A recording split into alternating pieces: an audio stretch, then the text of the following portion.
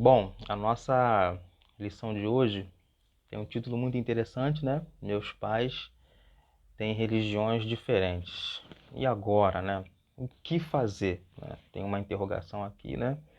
O nosso texto bíblico se encontra em Mateus, capítulo de número 10, versículo 37, que também é o nosso destaque. Que diz assim, ó: quem ama seu pai ou sua mãe mais do que a mim não merece ser meu seguidor. Quem ama o seu filho ou sua filha mais do que a mim não merece ser meu seguidor. Mateus capítulo 10, versículo 37, são palavras do Senhor Jesus para nós. Bom, meus pais têm religião diferente de mim. O que fazer nessa situação? Meus adolescentes, quando um pai ou uma mãe tem uma religião diferente da dos seus filhos. É bem verdade que o número de jovens e adolescentes que têm um encontro com Jesus antes dos seus pais é muito grande.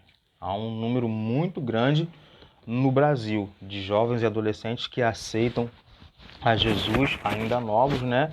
E os pais são de religião totalmente diferente da deles. Então, o que fazer, né? O que o comentarista ele coloca ali é como se o adolescente estivesse pedindo socorro, né? O que fazer quando meu pai ou minha mãe tem uma religião diferente da minha? O que você tem que fazer? Você tem que ser você mesmo. Você tem que ser você mesmo, a mesma pessoa que foi salva, lavada, remida, alcançada pelo sangue do nosso Senhor Jesus Cristo e que agora experimentou, né, está experimentando uma nova vida em Cristo Jesus, né? Você deve permanecer a mesma pessoa, você deve ser a mesma pessoa. O desafio vai ser a maneira de como você vai pregar para seus pais que têm uma religião diferente da sua. Vamos lá para o tópico 1. O tópico 1 diz assim, ó.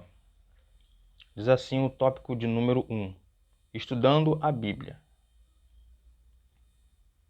O tópico 1 diz assim: você sabe explicar o que é religião? Podemos entendê-la como um conjunto de práticas e crenças relativas a coisas sagradas. Bom, isso aqui é uma grande verdade. A religião está associado àquilo que é sagrado para o indivíduo. Por exemplo, eu sou crente em Cristo Jesus, eu creio em Jesus Cristo, creio no nascimento virginal de Jesus Cristo, creio na encarnação de Deus humanizado, se humanizando entre nós, por intermédio de Jesus Cristo, e creio que Jesus Cristo é o Salvador do mundo. Creio que Jesus Cristo levou os nossos pecados sobre a cruz, nossas dores, levou sobre ele nossas moléstias, todo o peso do nosso pecado caiu sobre ele. Então, assim, como comentarista, ele coloca aqui, ó, que religião é um conjunto de práticas e crenças.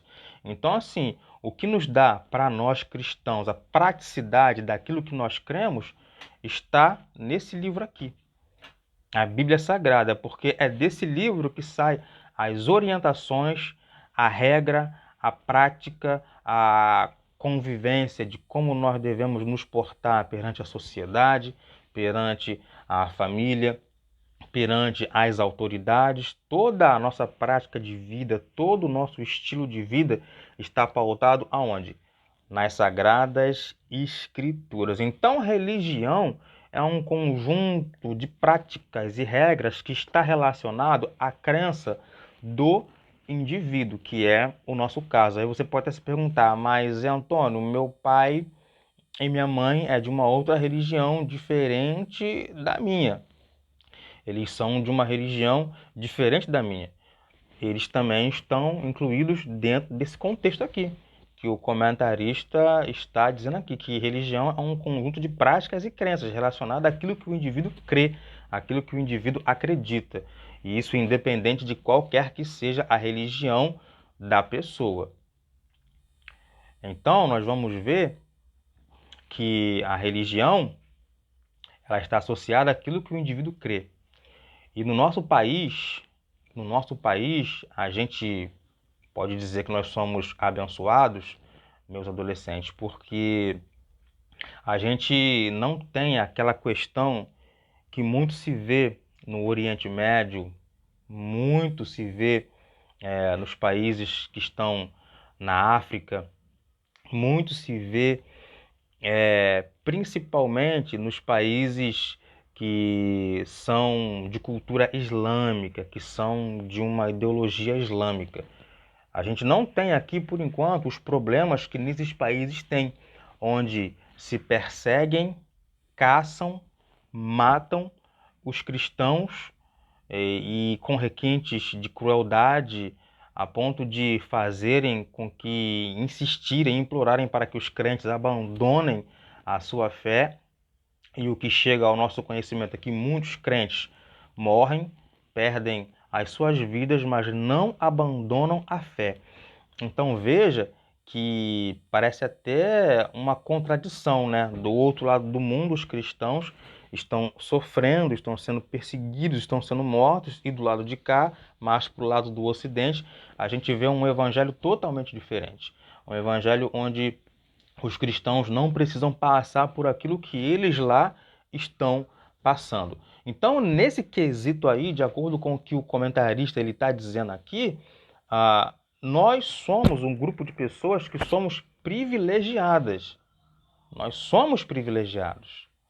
Nós somos privilegiados porque no nosso país não tem isso. No nosso país não tem, por enquanto, essa questão da perseguição às pessoas que têm uma crença diferente da minha. E aonde está pautado isso? E o que não deixa, por enquanto, com que isso aconteça? Nós, no Brasil, meus adolescentes, nós somos um país cujo o Estado é laico. O Brasil é um país cujo Estado é laico, ou seja, o Brasil ele não tem uma religião oficial que seja dito. Essa religião é a religião oficial do Brasil e quem quiser ter a religião, uma divindade, tem que seguir essa religião, a religião oficial do Estado. Não, o Brasil ele não tem uma religião oficial, né? Muito pelo contrário, o Brasil é um país onde cada pessoa está livre pela Constituição de seguir a religião que ela quiser seguir. Isso independente de qualquer que seja a religião da pessoa. Por exemplo, eu sou cristão, evangélico, creio em Jesus Cristo, somente em Jesus Cristo, ponto. Agora, se outra pessoa quer crer em outra religião, quer crer, no caso, na Umbanda, se outra pessoa quer crer no espiritismo, se outra pessoa quer crer no islamismo, o Brasil faculta a essa pessoa o direito dela ter a religião que ela quiser, diferentemente de outros países do mundo, do outro lado do Atlântico, que estão passando por severas perseguições, punições, porque as pessoas lá, muitas delas, optam por seguir, servir e viver para Jesus Cristo. Então veja que nós aqui, por enquanto, não estamos passando por isso. O próximo tópico diz assim, ó, a religião dos meus pais são diferentes e agora? Bom, dentro dessa questão da diferença de religiões dentro do lar, né? Eu diria para vocês o seguinte, é claro que muitos de vocês da nossa congregação, a maioria dos pais de vocês são crentes, estão na igreja com vocês, exercem de fato aquilo que eles creem, aquilo que eles acreditam, leem a Bíblia, oram, são servos de Deus que têm testemunho de Deus e das pessoas, da sociedade. Então vocês têm isso, vocês vivenciam isso dentro do lar de vocês, dentro da casa de vocês, na família de vocês. Só que o que o comentarista está colocando aqui não é bem o nosso caso, não. Mas existem alguns amiguinhos de vocês que são crentes, que são cristãos em Cristo Jesus, que estão passando por isso aí que o comentarista está colocando aqui. Meus pais têm religião diferente da minha, e agora? O que eu devo fazer? Foi aquilo que eu falei no início. Quem está vivenciando isso, se vocês conhecem um amiguinho de vocês na escola ou um vizinho que está vivenciando isso, eles devem ser eles mesmos. Foi aquilo que eu falei no início. Temos que ser nós mesmos. E agora, o que fazer? Não há o que fazer. Seja você mesmo. Até porque, se existe uma maneira de ganhar pessoas que são de religiões diferentes da minha, a única maneira de eu ganhar essas pessoas é eu ser eu mesmo, crente, salvo, lavado e remido no sangue de Jesus, que tenha obras de fato de crente, obras de alguém que foi santificado, lavado por Jesus e que seja uma pessoa de testemunho. E é isso que o comentarista ele vai colocar aqui no próximo tópico. Vamos ver o que diz o próximo tópico. Olha aqui, ó. O tópico 3, pregação sem palavras, está bem de acordo com o que nós comentamos aqui agora há pouco, no tópico 2. E agora, o que fazer? Já que meus pais têm uma religião diferente da minha. Você tem que ser você mesmo. Olha o que o comentarista diz, ó. É natural que, conhecendo o amor de Deus, tenhamos o desejo de pregá-lo a todas as pessoas que conhecemos, principalmente quem? Os da nossa família, os da nossa casa. Depois que eu e você aceitamos a Jesus e passamos a viver em novidade de vida, depois que o Espírito Santo entrou em nossa vida, mudou a nossa história, né? O próprio Espírito Santo coloca dentro do nosso coração o desejo de pregar para essas pessoas, seja lá no ambiente de trabalho, seja lá na escola, seja lá na faculdade, seja um amiguinho lá da escola de vocês que ainda não conhece a Jesus. O Espírito Santo coloca esse desejo no nosso coração. É Ele quem coloca esse desejo no nosso coração. Aí a minha pergunta para vocês é: vocês estão pregando? Quando vocês tinham a oportunidade de estar indo na escola, vocês falavam de Jesus para os coleguinhas de vocês? Vocês falavam? Tem que falar, porque assim como você quer ir para o céu, é desejo de Deus que os seus coleguinhas também vá para o céu e conheçam a Jesus como você tem conhecido ao Senhor.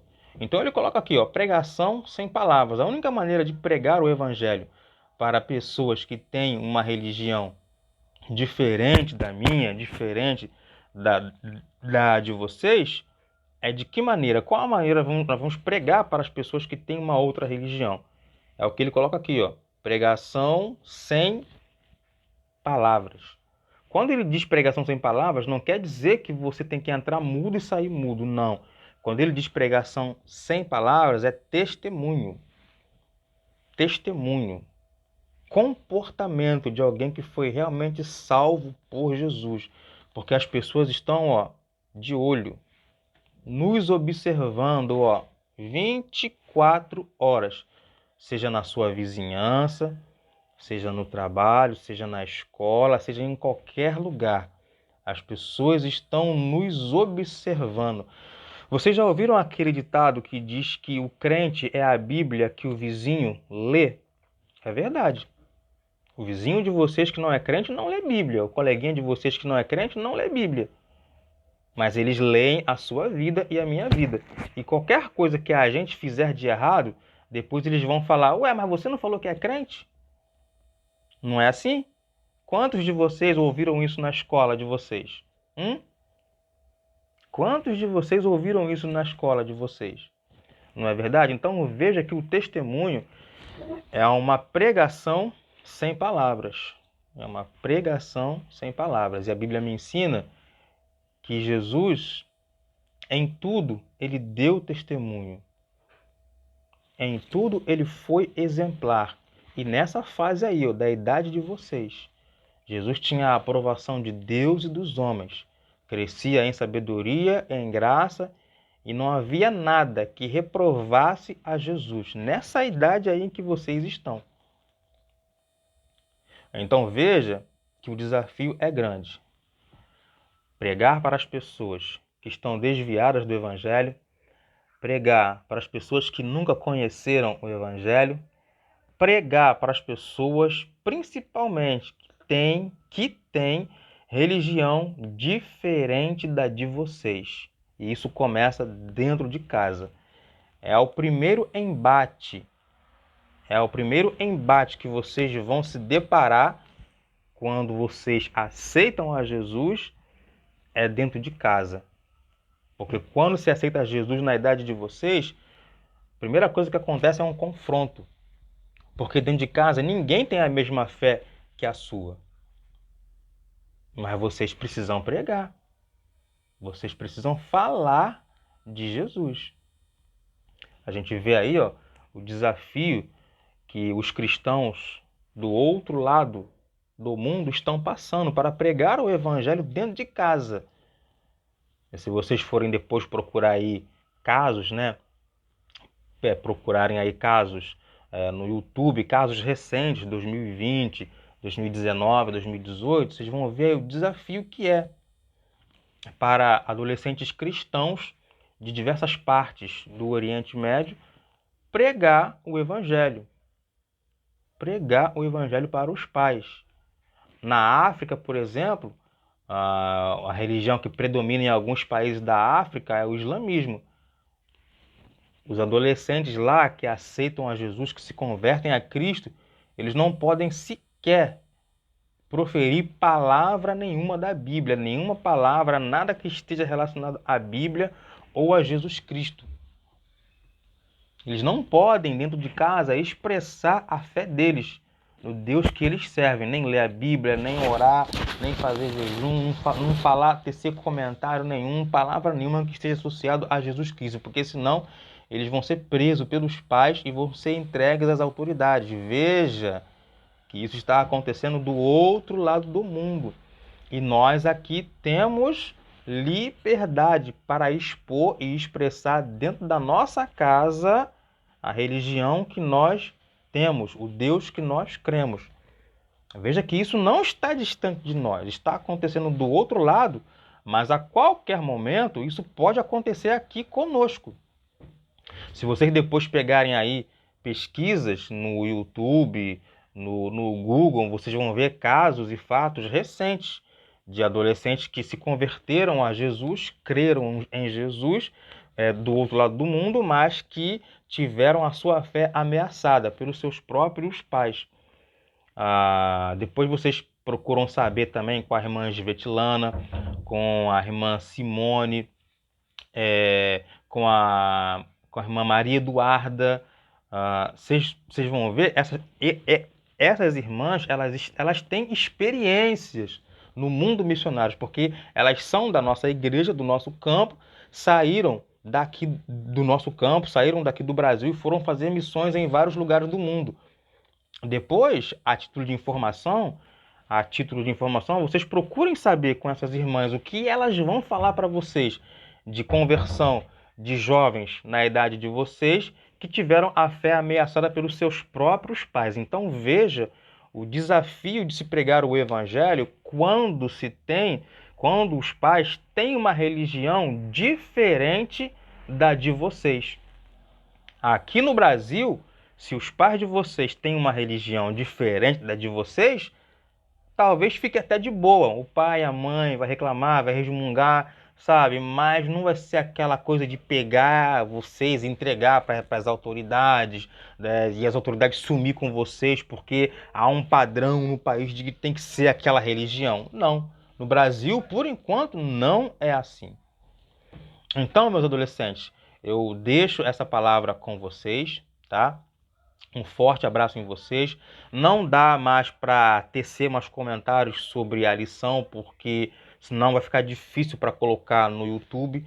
Foi uma lição muito resumida como todas as outras, mas espero que vocês depois coloquem os comentários de vocês lá no nosso grupo, tá? Tô sentindo a falta de muitos de vocês comentando lá no grupo, tá? Comentem lá. Coloquem lá a voz de vocês, quero ouvir a voz de vocês, não só escrevam, tá? Coloque lá a voz de vocês também, o que vocês acham dessa lição de hoje, tá? O que vocês não entenderam depois, tio Zé, ou a tia Vânia, ou a tia Thaíris, a tia Luana, podem estar explicando para vocês mais a fundo, tá bom? É porque não dá para colocar tudo aqui dentro da lição, tá bom? Então, ó, comentem lá no grupo, participem e façam o exercício que nós vamos passar daqui a pouquinho, tá? Um exercício bem simples, tá? Não vai tomar muito tempo de vocês não, tá bom? Um forte abraço para todos vocês, tá? Tô com muita saudade de vocês, muita saudade das nossas aulas na nossa sala lá, nossa salinha, nossa igreja, tá? E uma coisa muito importante, orem a Deus para que isso passe logo, tá? Isso passe logo e a gente possa voltar a cultuar ao Senhor, está fazendo as atividades que a nossa igreja sempre tem feito, tá bom? Quando vocês tiverem um tempo, orem mesmo pelos pais de vocês, orem pelos professores de vocês, tá? Orem pela nação, orem pelo nosso presidente, que precisa muito de oração, e Deus ele atende, tá? Oração de crianças, viu? Deus ele atende a oração de crianças, tá? E o mais, não se esqueçam, continuem obedecendo os pais de vocês. E ó, já estamos no meio do ano, tá? Façam aí os deveres da escola, tá bom? Façam os deveres da escola porque é muito importante para vocês no final do ano, tá bom? Um beijo no coração de todos vocês, sem exceção, tá? Tizé ama muito vocês e estou orando por vocês, tá bom? Paz do Senhor Jesus.